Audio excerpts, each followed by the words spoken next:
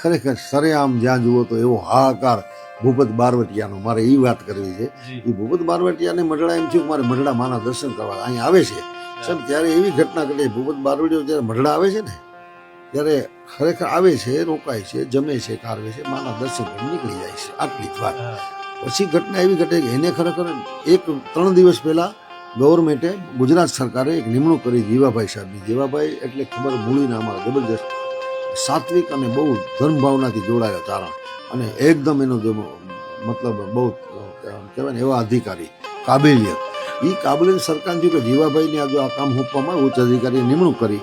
મુકામ જુનાગઢ થાય છે. એકાદ દિવસ એ અભ્યાસ કરે છે ક્યાં તકલીફ છે, ક્યાં એનો ત્રાસ છે, ક્યાં ક્યાં વિસ્તારમાં કેમ જાય છે, જાય તો ક્યાં ક્યાં અવરજવર છે, એ બધી તપાસ કરાવે છે પોલીસ વાળાને કાગળોની મૌખિક ચર્ચાઓ કરીને. અંતે એને એમ થયું 2 દિવસ થયા પછી કાંઈક આગળ વધુ હાલો ને મઢડા માના દર્શન કરી આવું.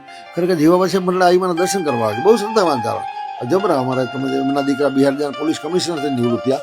તો તમે કલ્પના કરો એ આવે છે ત્યારે આઈમાને મળે છે, દર્શન કરે છે, બેહે છે. અને બીજો ડાયરો મહેમાનો હતા એ બધા મળ્યા, ત્યાં બે છે. ત્યારે કોઈ આઈમાં શું સોનબાઈમાં ના કહે પણ કોઈ મહેમાન બેઠેલા વડીલોએ કીધું કે જીવાભાઈ એ તો ઠીક, આજ તમે જે તપાસ કરવા આવ્યા છો, જે બાબતની તમને ગવર્મેન્ટે તપાસ ઉભી છે, એ જ ભૂપત તો 2 દી પહેલા આઈમાના આશીર્વાદ લઈને નીકળી ગયો. ત્યારે જીવાભાઈને ઘરે બને કાંઈ તો અહીં ભૂપત આવે. જોજો ઘટના.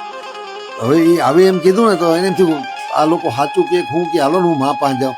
માં કોઈ એમ કે છે આ ભાઈ કે ભૂપત અહીં આવેલો તો હા.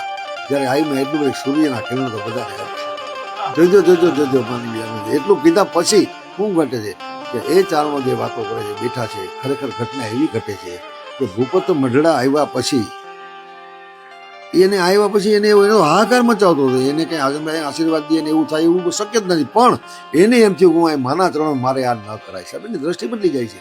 કલ્પના તો કરો અમોદ તાકાત જેની વાં જે ઝંઝટ કરવી જોઈએ એ અધિકારીને કાંઈ કરવી નથી પડતી અને સરેઆમ શાંતિ સભે આ જગદંબા સાહેબ